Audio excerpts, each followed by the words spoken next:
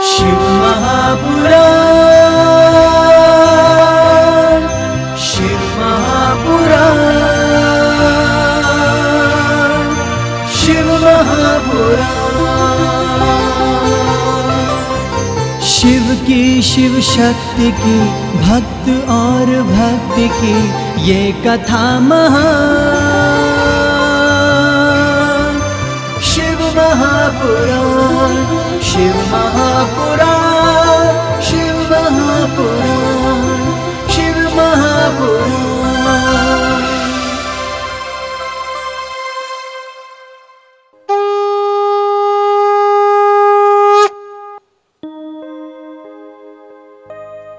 श्री गुरु चरण सरोज रज, निज मन मुकुर सुधारी। बरनौ रघुबर विमल जसु, जो दायक फलचार। हे हनुमान, बुद्धिहीन तनु जानिके, सुमिरो पवन कुमार। बल बुद्धि विद्या देहु मोहे, हरहु क्लेश विकार। हनुमान जी महाराज की जय। ओम वक्रतुंड महाकाय, सूर्यकोटि समप्रभ, निर्विघ्नं कुरु मे देव, सर्वकार्येषु सर्वदा। हे गणपति महाराज, कृपा करो। न मंत्रं नो यंत्रं, तदपि च न जाने स्तुति महो। न चाह्वानं ध्यानं, तदपि च न जाने स्तुति कथा। हे मातेश्वरी, मैं कुछ नहीं जानता, स्तुति कथा कृपा करो। न जाने मुद्रास्ते, तदपि च न जाने विलपन। परम जाने माता कदनुशरणं ते शिवशरणं। बस ये जानता हूं कि मैं आप माँ हो गए। कर्पूर गौरम करुणावतारम, हे करुणावतार, संसार का सार, संसार सारं भुजगेन्द्रहारं भोलेशं। सदा वसन्तं हृदयारविन्दे, भवं भवामी सहितं नमामि। भोलेशं, सब पर कृपा करो, इस दुखी दुनिया पर कृपा करो, बरसाओ कृपा अपनी। सर्वे यत्र सुखिनः सन्तु, सर्वे सन्तु निरामया। सर्वे भद्राणि पश्यन्तु, मां कश्चित् दुःखभाग्। किसी को थोड़ा भी दुख न हो। ओम नमः पार्वती पदे हर हर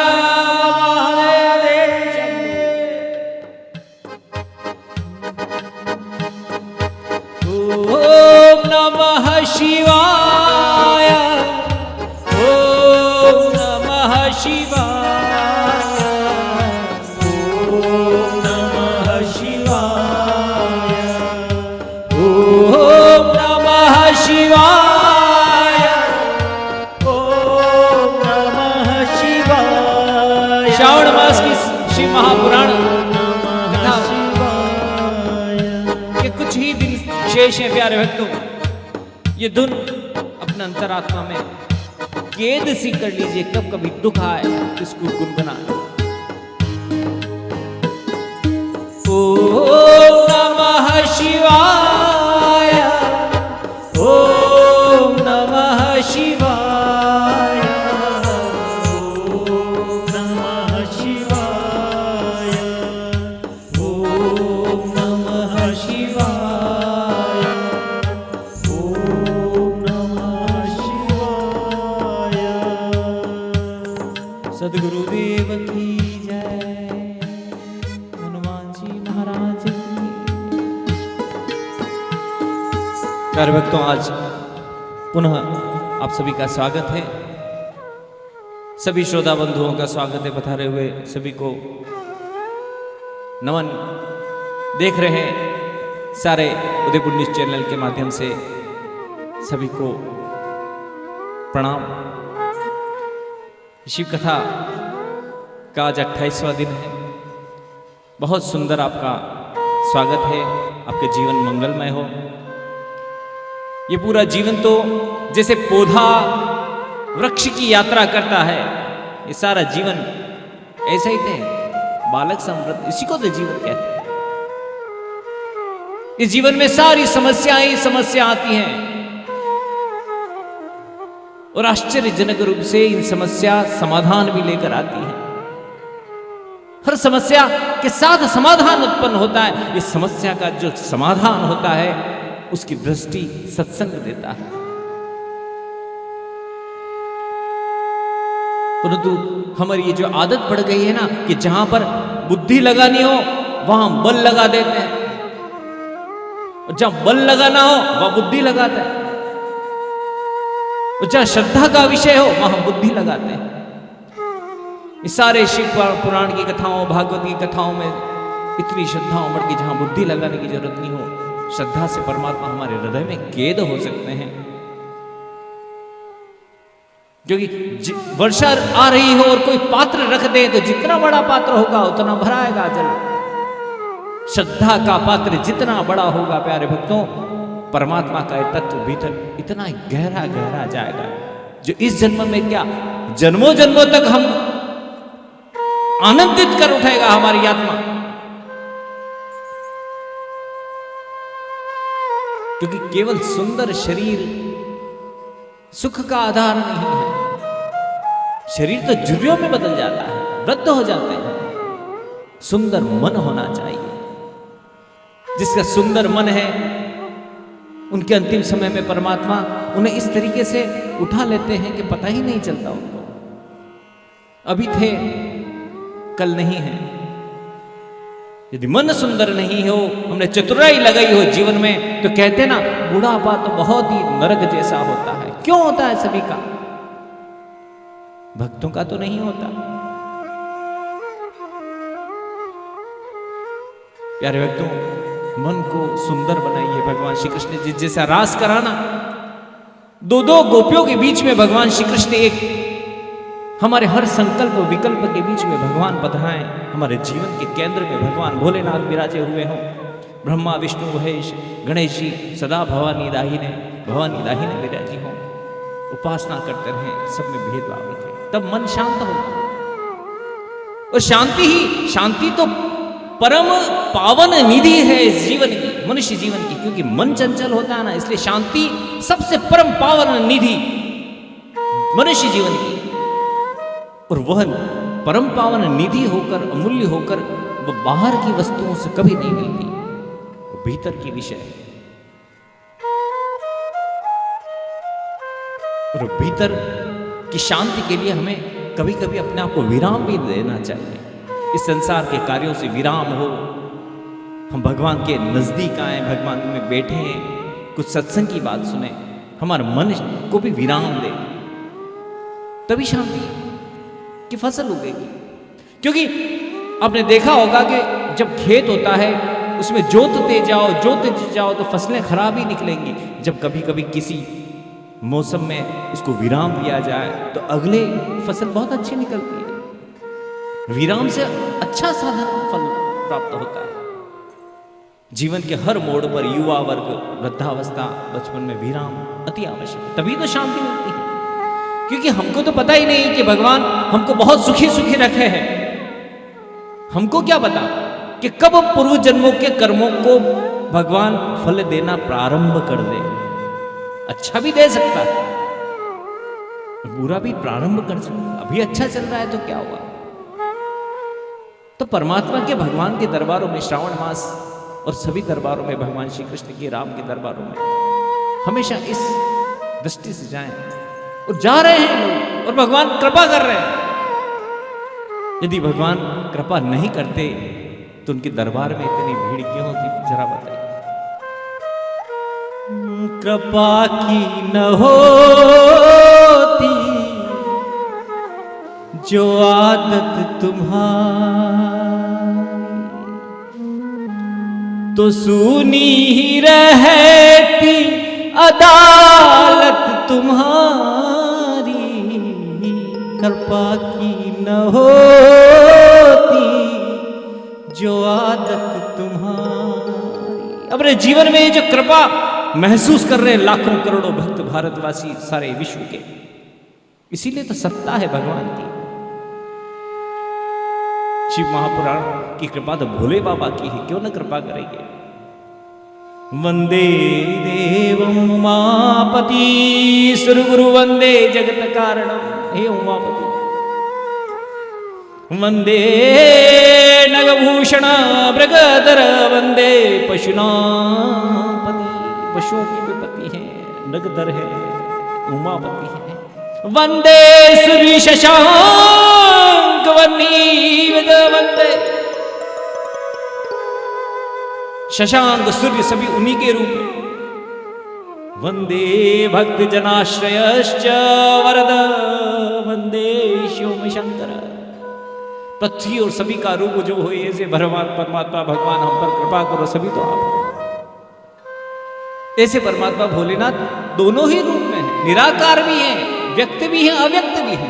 परंतु जो निराकार परमात्मा है, विशाल विराट स्वरूप परमात्मा, उनको हम मानव हृदय बहुत ही सरल तरीके से जान नहीं पाता। हम तो उस मुकुटधारी जटाधारी शांत पद्मासनम शशधर मुकुटम पंच नेत्रम के नेत्र, हम तो उसे भोले बाबा से प्यार करते हैं कि जो जटा का मुकुट है, बलिष्ठ शरीर है, सांप घूम रहे हैं, रुद्राक्षी माला पहने हुए भोले बाबा, उसे प्रेम करते हैं हम। वैसे तो भगवान भोले बाबा और मातेश्वरी कभी विभिन्न होते ही नहीं। शक्तिमान है परमात्मा भगवान, शक्तिमान है भोले बाबा, तो शक्ति तो भीतर ही निहित है, शिव शक्ति।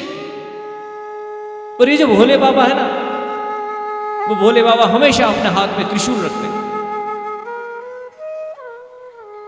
उससे भय की आवश्यकता नहीं है, वो त्रिशूल हमारे लिए तो रखते नहीं है, वो तो दुष्टों महिषासुर जैसे दुष्टों का संहार करने के लिए रखते हैं। हम तो अच्छे हैं।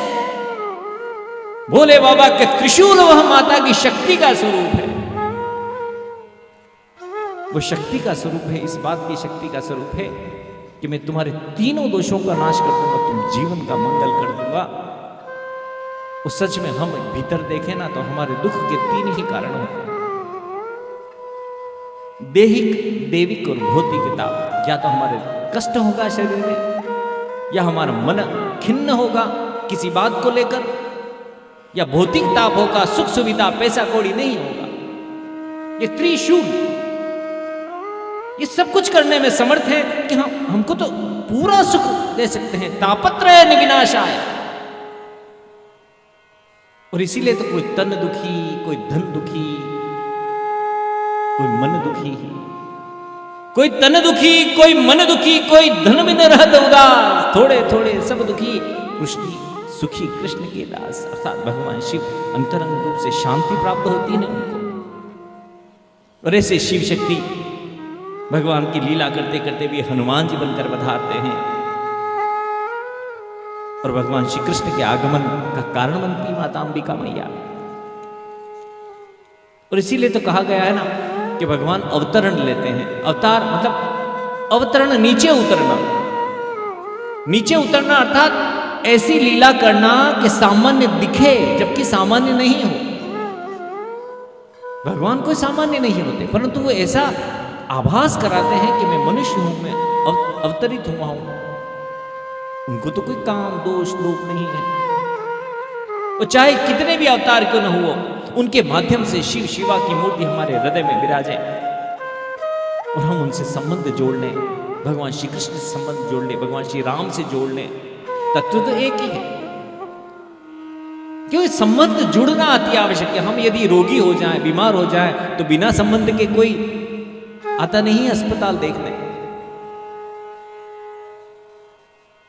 किसी भी स्वरूप से भगवान का कोई संबंध अवश्य होना चाहिए कि ये कृष्ण भगवान मेरे भाई हैं, मेरे पिता हैं। संबंध हो जाने पर वह रिश्ता बन जाता है भगवान का, हम उनसे बात कर सकते हैं। और ऐसा रिश्ता बनता है कि जो हमारे पारिवारिक स्थिति को संभाल सकता है, सामाजिक स्थिति को संभाल सकता है। भोले के दरबार की पारिवारिक स्थिति देखिए, राम जी के दरबार की सामाजिक व्यवस्था देखिए आप, और आध्यात्मिक हमको पूर्णता देते हैं, वही तो शांति का स्रोत है। और भगवान भोलेनाथ का तो पिता का भाव होना चाहिए। भोले शंभो, हर हर महादेव शंभो, उस स्वरूप का पिता का भाव होना चाहिए जो हमारी सारी बात जानता हो। भोले शंभो, डमरू वाले भोले शंभो। शिव पुराण की कथाएं 2-3 दिन और शेष हैं।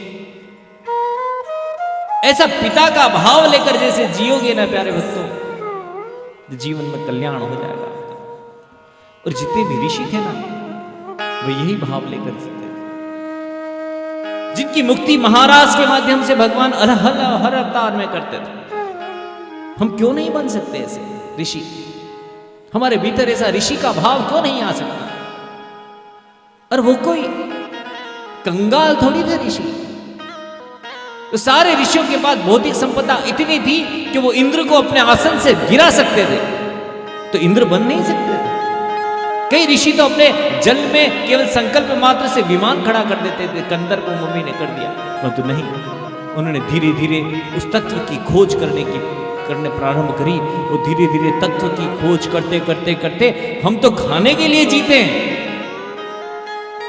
वो ऋषि लोग जिनकी मुक्ति में महारास हुआ था, वो कभी खाने के लिए नहीं जीते थे, वो जीने के लिए खाते थे। धीरे धीरे तो उन्होंने पत्ते खाने प्रारंभ करते और उस परमात्मा की खोज, भोले शंकर की खोज करके इस शास्त्रों की रचना करी। और खोजते खोजते तो न जाने कहां पहुंच गए और ज्योतिष शास्त्रों की रचना हो गई।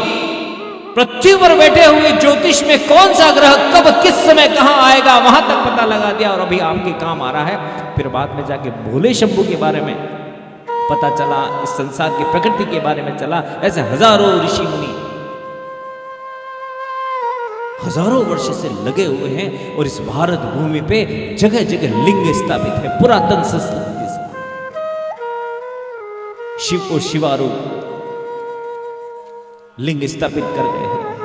कल मैं आपको हजारों में की संख्या में लिंग का वर्णन तो नहीं कर पाएंगे, परंतु यहां शिव पुराण में 12 ज्योतिर्लिंग का वर्णन अवश्य करूंगा। जब भी जीवन में कभी मंगल हो तो आप जाएं, उनके दर्शन करें।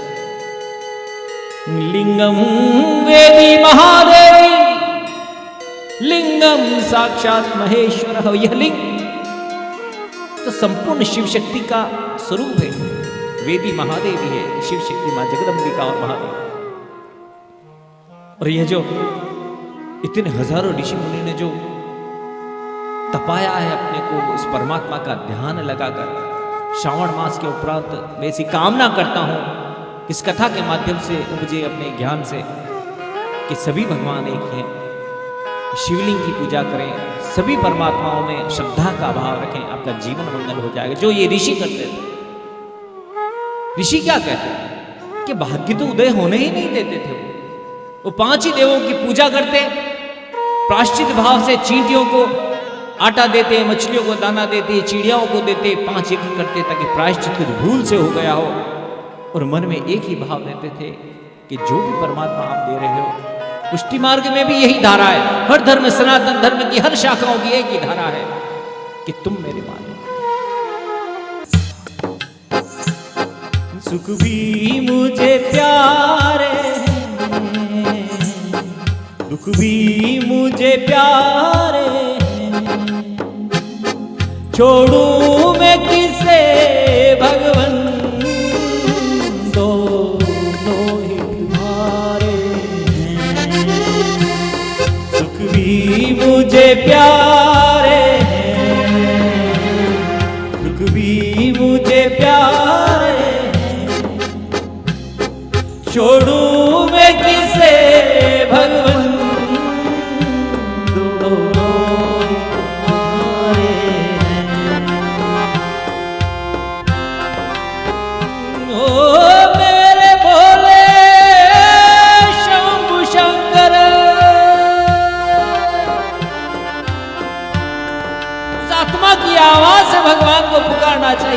प्रार्थना करनी चाहिए कि आंसू बहने लग जाए, वह प्रार्थना शीघ्र पहुंच जाती है। ऐसे ऋषि मुनि इस धरती पर जगह जगह लिंग बना दिए। रामावतार में तो बहुत कम बनाए, सभी जगह लिंग लिंग संसार। भारतवर्ष में नदियों नदियां ऐसी देखी है मैंने कि जहां पर लिंग तैर रहे।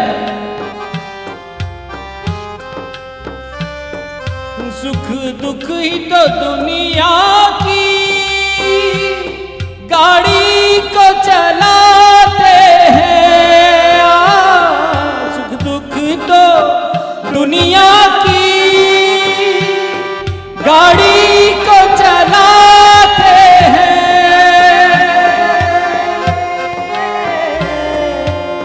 दुख हो ही नहीं, सुखी सो के संभव ही नहीं है इस संसार में।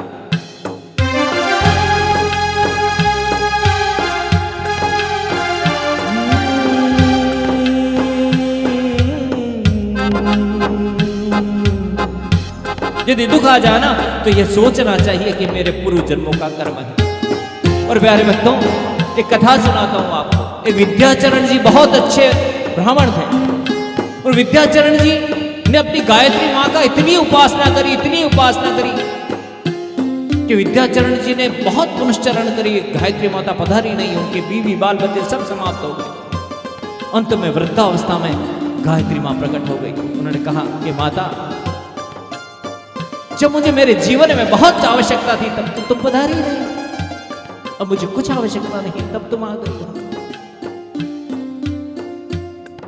मातेश्वरी गायत्री मैया ने उस समय खिड़की को खोला कुटिया की, तो विद्याचरण को कहा कि देखो बाहर क्या हो रहा है। खिड़की को खोला तो बहुत सारे पहाड़ जल रहे थे। विद्याचरण जी ने कहा कि हे मातेश्वरी, ये क्या है? उन्होंने कहा कि ये सारे पहाड़ ने तेरे पूर्व जन्मों के पाप जल रहे हैं।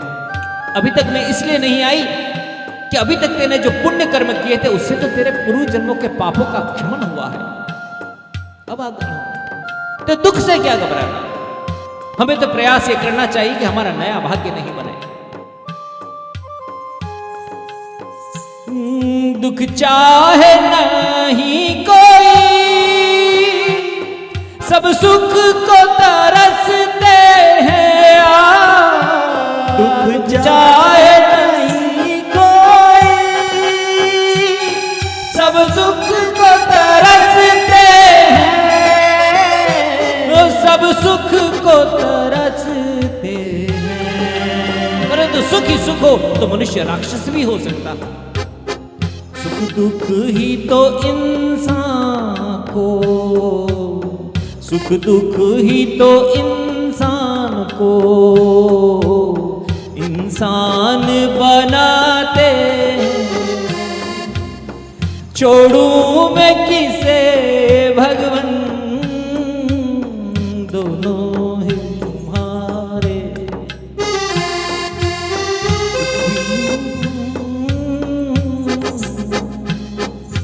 ऐसे हजारों ऋषि मुनियों की अनुकरण करते हम चलें, कथाओं के माध्यम से हमें जीवन को सीख दें और भगवान को क्यों ना भूल।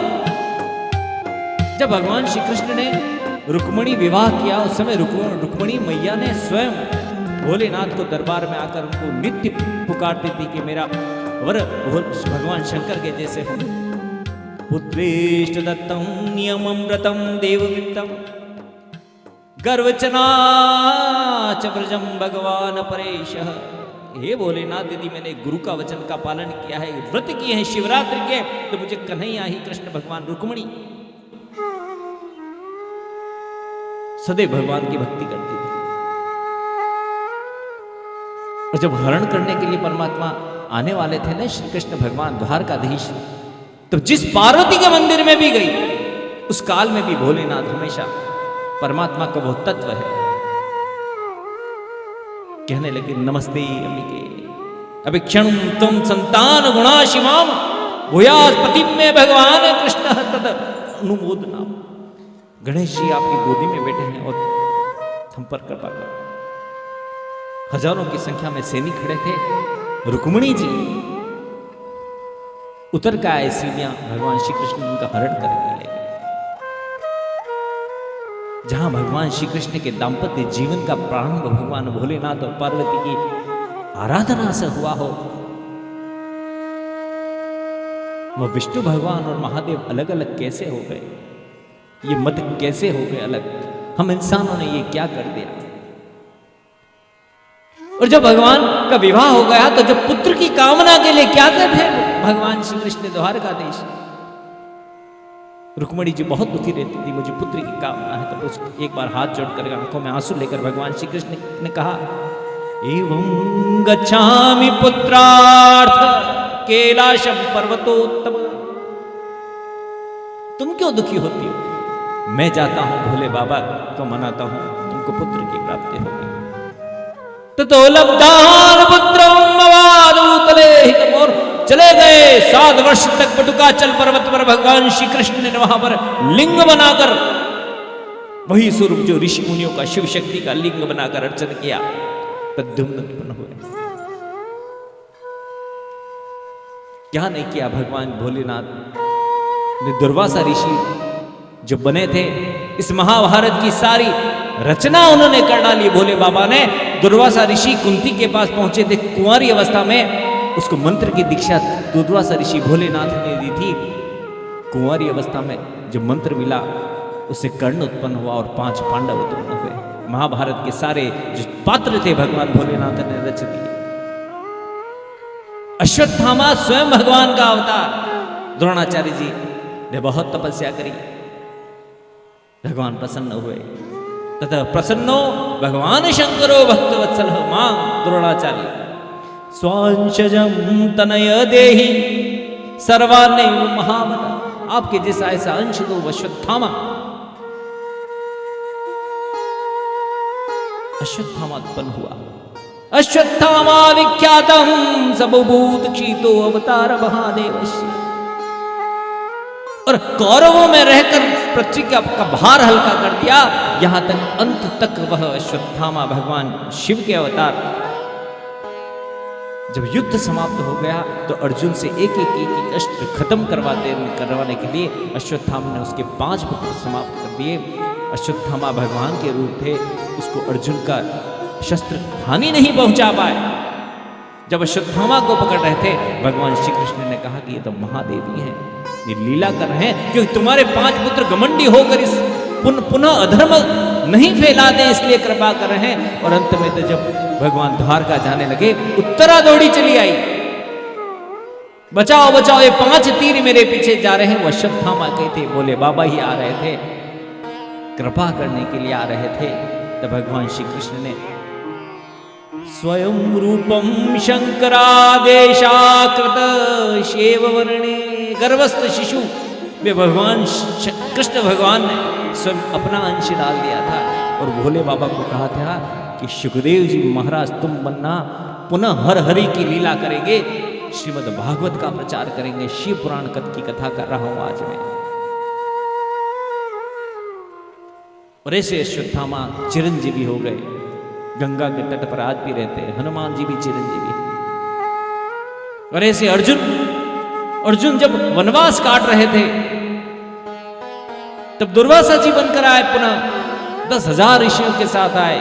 छत्रे स्वे वार्तः शब्द यामाते तत्तानुदा कि 10,000 ऋषि हैं, तुम्हारी परीक्षा लेने आया हूं, तुम इनको भोजन कराओ। पांडव घबरा गए, इनको 10,000 ऋषियों को दुर्वासा भोलेनाथ आए, कहां कराऊं, कैसे कराऊं? नदी के तट पर स्नान करने गए सब। इधर भगवान श्री कृष्ण आए।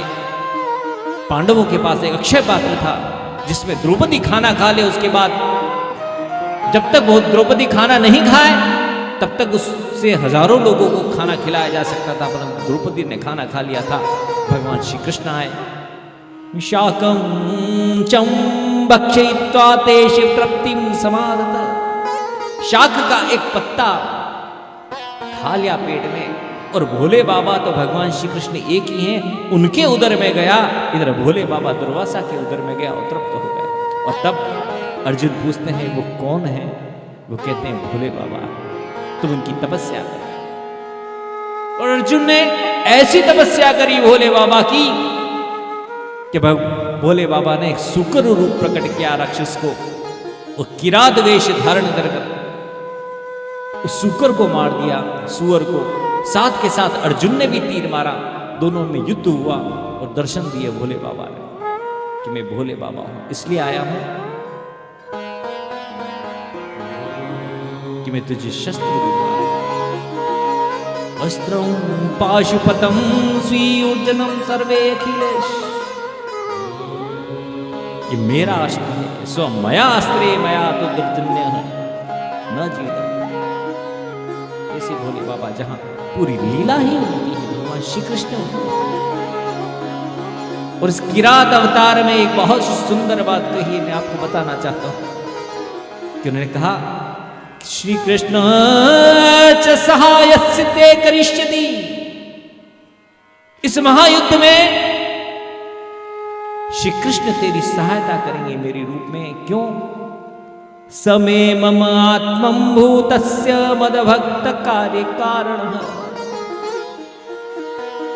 श्री कृष्ण मेरा आत्मरूप है, मेरा भक्त है, मैं उसका।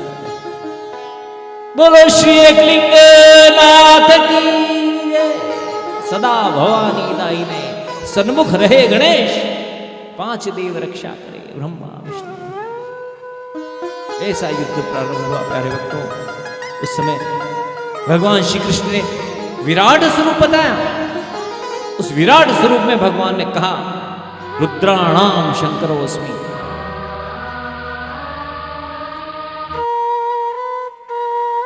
उस समय भगवान ने महान युद्ध में विराट स्वरूप बताया। तो उस समय भगवान श्री कृष्ण ने कहा रुद्राणाम शंकरास्मि, भगवान शंकर ने उन्होंने कहा कि ये जो मत मतांतर है ना, वो तो सब देवी देवताओं को पूजने से मेरी ही प्राप्ति होती है, मैं उसमें बुद्धि स्थिर कर देता हूं। यो यो याम याम तनु भक्तः श्रद्धयार्चितुम् इच्छति, तस्य तस्यां चला श्रद्धा तामेवि विद्पायम्। महर्षि जिस जिस स्वरूप में उपासना की इच्छा रखता है, मैं उसकी इच्छा को स्थिर रखता हूं, उस पर कृपा करता हूं। और यही जो सारग्रही तत्ववेता थे विद्वान, उन्होंने यही तो कहा। परंतु आज के जमाने में धीरे धीरे भगवान बीच में से हट गए, पंथ बीच में आ गए। जब भी किसी भी मार्ग का होता है तो पंथवाद प्रारंभ हो गया। श्रीमद् वल्लभाचार्य सुंदर सुंदर टीकाएं लिखी इस विषय पर, श्रीमद् गीता के ऊपर। जब भगवान श्रीनाथ जी वहां से पधारे जतिपुरा से, तो साथ में उनके भैरवनाथ चलते थे, महादेव जी चलते थे, माता रानी की मूर्तियां चलती थी। आज भी श्रीनाथ जी में सारी मूर्तियां परिक्रमा मार्ग में लगी हुई थी। उन्होंने कहा पुष्टि मार्ग में कि एकाग्र होकर, जिस तरीके से बालक का पालन करते हैं, एकाग्र होकर भगवान श्री कृष्ण की आराधना करो। परिक्रमा में तो भोलेनाथ हैं। और इसीलिए प्राप्तम पुण्यम कृते लोके मुषी शाश्वती चततः, यदि तुम इस तरीके से करते करते भी, गीता जी के श्लोक की टीकाएं लिखी उन्होंने, इस तरीके से करते करते भी तुम्हें संगतवश 5 वर्ष भक्ति मार्ग में गुजारे, 5 वर्ष दूसरे मार्ग में गुजारे, फिर बाद में यदि तुम्हें आभास हुआ कि भगवान है, तो भी तुम लग सकते हो। अंत समय में यदि तुम्हें ऐसा लगे कि कुछ नहीं, खाओ पियो मौज करो, तो गीता जी में इतना साक्षात ज्ञान का भंडार दिया भगवान श्री कृष्ण ने, यदि तुम ऐसा करते हो भी तो शुचि नाम श्रीमताम ये योग भ्रष्टो अभिजातते, तो भक्ति मार्ग में भ्रष्ट हो जाते हो, फिर भी मैं तुम्हें पशु और पक्षी योनि नहीं दूंगा। और इसीलिए कहा गया है कि जीवन में सत्संग धर्म का आचरण होना चाहिए, वो हमारी डिग्री है। ऐसी डिग्री होनी ही चाहिए जो जन्मों जन्मों से हमारे साथ बढ़े। भगवान श्री कृष्ण कहते हैं धर्म मन कर्म में भक्ति भावना से मैं च्युत नहीं करता हूँ, नीचे नहीं करता हूँ, बल्कि क्या करता हूँ, उसको देखता हूँ कि इतना बढ़ा हुआ इसका भक्ति का भाव। अथवा योगिनामेव कुले भवति धीयता, उसके बाद में उसकी डिग्री को बढ़ाने के लिए हम और आप जैसे श्रोता लोगों की जैसे ऐसे वातावरण में, ऐसे योगियों के घर जहां भक्ति भावना हो, जहां सत्संग सुना जाता हो, उनके लोगों के घर में, ऐसे वातावरण के घर में विवाह होते हैं, उनके जन्म होते हैं। इसीलिए तो हमको अच्छी लगती है कथाएं, और उससे धीरे धीरे डिग्री बढ़ती चली जाती है, बढ़ती। और पूर्वाभ्यास है, जो पूर्व का अभ्यास होता है, तेने वही ते वशोपश, वो पूर्व का अभ्यास और काम आता है, और जागृति होती है, परमात्मा में और रुचि लगती है, और भव सागर को पार करता है। भव सागर एक जन्म तो है नहीं, एक डुबकी है, एक जन्म। उस केवट ने कहा ना, कर दीजो भव पार प्रभु, हाथ तिहारे यो, मैं उतराई नहीं लइयो, पग धो कर नाव चढ़े। भगवान उसको उतराई देने लगे, राम भगवान कि उतराई ले ले। वो कहते हैं कि मैं तो कुछ नहीं हूं, पर तो आप भवसागर पार कराने लगते हो। जब मैं हाथ में आ जाऊं तब मुझे भवसागर पार कराना। हम भगवान का काम करते हैं, हम व्रत त्योहार करते हैं, श्रावण मास में व्रत कर रहे हैं। हम क्या सोचते हैं कि इतने व्रत हमारे चल रहे हैं, कुछ न कुछ मिलेगा। मिलने का क्या है? भगवान तो भवसागर पार कराएंगे। यदि भगवान की कृपा बनी रहे हमारे जीवन में, सत्संग बना रहे, तो कभी व्यर्थ तो जाता ही नहीं है फल। मैं रहूं न रहूं स्कंद कुमार पंड्या, परंतु यह जो गाथा है कभी मन से आपकी जाएगी नहीं, क्योंकि मैं सच्चे हृदय से श्री महापुराण भगवान के योग से इस उदयपुर न्यूज चैनल के अथाह प्रेम संबंध की वजह से आज ये 28वें दिन तक कथा कर रहा हूं। कल मैं आपको द्वादश ज्योतिर्लिंग की कथाएं सुनाऊंगा कि जिस तरीके से हजारों ऋषियों ने इस धरती पर शिव शक्ति की माया से अभिभूत होकर तपस्याएं करी, खंड खंड सारी पृथ्वी, उसमें से द्वादश ज्योतिर्लिंग की कथा करूंगा। प्यारे भक्तों, ये संसार में ऐसा नहीं है कि आप हमेशा रोते ही रहो, रोते ही रहो, और न ऐसा है कि ये विनोद का स्थान नहीं है कि हमेशा मनोरंजन करो। ये तो सेवा का सदन है। यहां जो आया है उसके कार्य निश्चित है, और यदि हम दूसरों के भी कार्य करते हैं, हम परोपकार करते हैं, हम दूसरे के कार्य में सहायता भी करते हैं, तो ईश्वर हमारा ऋणी हो जाता है, क्योंकि वो ईश्वर के कार्य हैं। इसलिए सहृदय होकर अपने आप को इतना हल्का कर दीजिए, भोलेनाथ की तरह रहकर भोले का पूजन कीजिए, सरल बनिए, सुखी बनिए, अपना जीवन मंगल करिए। प्यारे भक्तों, भगवान की तो लीला अवर्णनीय है। कोई भी संसार में देहधारी मनुष्य भगवान की लीला का वर्णन नहीं कर सकता। हम तो केवल हृदय में अनुभव कर सकते हैं, उसका आसरा चाहिए, उसके अलावा ही आसरा इस जहां का मिले ना मिले, मुझको तेरा सहारा सदा चाहिए।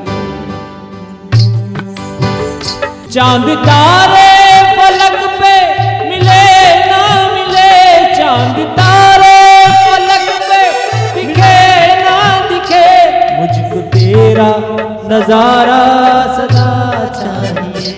आसरा इस जहां का मिले ना मिले, मुझको तेरा सहारा सदा। ये संसार तो इतना स्वार्थी है कि अपने स्वार्थ की वजह से ही अपने एक दूसरे को सहारा देता है। प्यारे भक्त, कुछ मिले न मिले, चांद तारे सोना चांदी मिले न मिले, भगवान का नजारा हो, भगवान का दर्शन हो, अलग अलग प्रभु के दर्शन करते रहो, जीते रहो।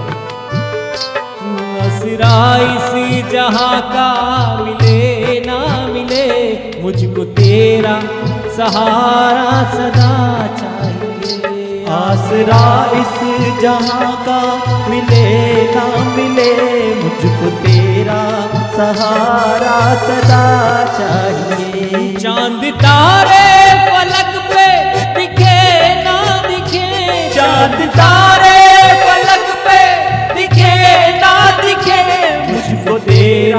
नजारा सदा चाहिए, आसरा इस जहां। नाम जपते रहोगे तो परमात्मा का स्वरूप प्रकट होगा भीतर। जिसका नाम जपोगे, संसार का नाम जपोगे तो संसार का स्वरूप प्रकट होगा। नाम जपोगे जिसका नाम परमात्मा का स्वरूप प्रकट होगा, उनका नजारा चाहिए, जीवन सफल हो। यहाँ खुशियां हैं गम और ज्यादा है गम, यहाँ खुशियां हैं गम और ज्यादा है गम। जहाँ देखो वही है भरम ही भरम, जहाँ देखो वही है भरम ही भरम। मेरी महफिल की शम्मा जले ना जले, मेरी महफिल की शम्मा जले ना जले। मेरे दिल में उजाला तेरा चाहिए, मेरे दिल में उजाला तेरा चाहिए। हजारों ऋषि मुनि संत मुनि आज अमर हो गए, कबीरदास जी अमर हो गए, सूरदास जी अमर हो गए। जैसे समुद्र मंथन में अमर भी लिया हो, मीराबाई अमर हो गई। दिल में उजाला है भगवान का प्रकाश। वल्लभाचार्य जी अमर हो गए, महाप्रभु। कभी वैराग है कभी अनुराग है, कभी वैराग है कभी अनुराग है। जहाँ बदले है माली वही बाग है, जहाँ बदले हैं माली वही बाग है। इस संसार के मेले तो ऐसे ही चलते रहेंगे प्यारे भक्तों, अफसोस हम न होंगे। दुनिया चलती जा रही है, महाराजे आ रहे हैं, हमारा ये छोटा सा जीवन यहाँ वैराग है, कभी अनुराग है, माली बदल रहे हैं, फूल उलट रहे हैं। क्या जीना, हमें हमेशा तो रहना नहीं है। हो कभी वैराग है कभी अनुराग है, हो कभी वैराग है कभी अनुराग है। यहाँ बदले है माली वही बाग है, जहाँ बदले हैं माली वही बाग है। मेरी चाहत की दुनिया बसे ना बसे, मेरी चाहत की दुनिया बसे ना बसे। मेरे दिल में बसेरा तेरा चाहिए, मेरे दिल में बसेरा तेरा चाहिए। संबंध बना दो, राखी का संबंध बना दो किसी हनुमान जी से, ना मिले किसी को भाई बना दो, किसी को सखा बना दो, तो सहारा मिल जाएगा भगवान का। तेरा सहारा पिता बना दो भोले बाबा शंकर को, माता पार्वती को मैया बना दो, गणेश जी को भाई बना लो। जय हो। सदा भवानी राहिले सन्मुख रहे गणेश, पांच देव रक्षा करे ब्रह्मा विष्णु महेश। बोलो श्री अखिलेंद्र जी महाराज की जय। जय हो।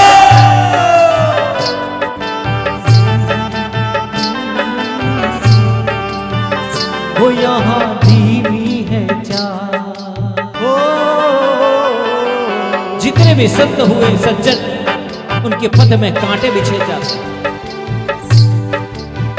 वो यहाँ धीमी है चाल और पथ है विशाल, यहाँ धीमी है चाल और पथ है विशाल। हर कदम पे मुसीबत है तू ही संभाल, हर कदम पे मुसीबत है तू ही संभाल। वो यहाँ धीमी है चाल और पथ है विशाल, यहाँ धीमी है चाल और पथ है विशाल। हर कदम पे मुसीबत है तू ही संभाल, हर कदम पे मुसीबत है तू ही संभाल। पैर मेरे थके हैं चले ना चले, पैर मेरे थके हैं चले ना चले।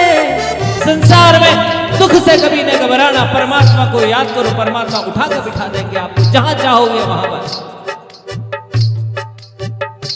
पैर मेरे थके हैं चले ना चले, पैर मेरे थके हैं चले ना चले। मुझको तेरा सहारा सदा चाहिए, मुझको तेरा सदा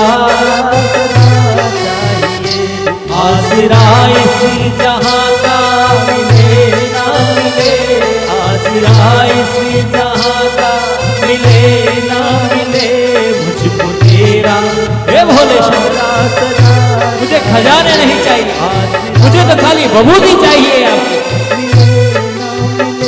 चांद तारे फलक पे दिखे ना दिखे, चांद तारे फलक पे दिखे ना दिखे, बोले शंकर तेरा, मुझको तेरा नजारा जरा चाहिए, मुझको तेरा नजारा सदा चाहिए, मुझको तेरा नजारा सदा चाहिए, मुझको इस जहां का मिले ना मिले। यदक्षरपदष्टं मात्रा हीनं च यत् भवेत् तत्सर्वं क्षम्यतां देवमासीत् परमेश्वर। हे परमात्मा, मुझे यदि मंत्र अक्षर में किसी त्रुटि हो गई तो मुझे क्षमा कर। आसरा इसी जहां का मिले ना मिले, मुझको तेरा सहारा सदा चाहिए, आसरा इसी जहां का मिले ना मिले, मुझको तेरा सहारा सदा चाहिए, मुझको तेरा सहारा सदा चाहिए, मुझको तेरा सहारा सदा चाहिए, मुझको तेरा नजारा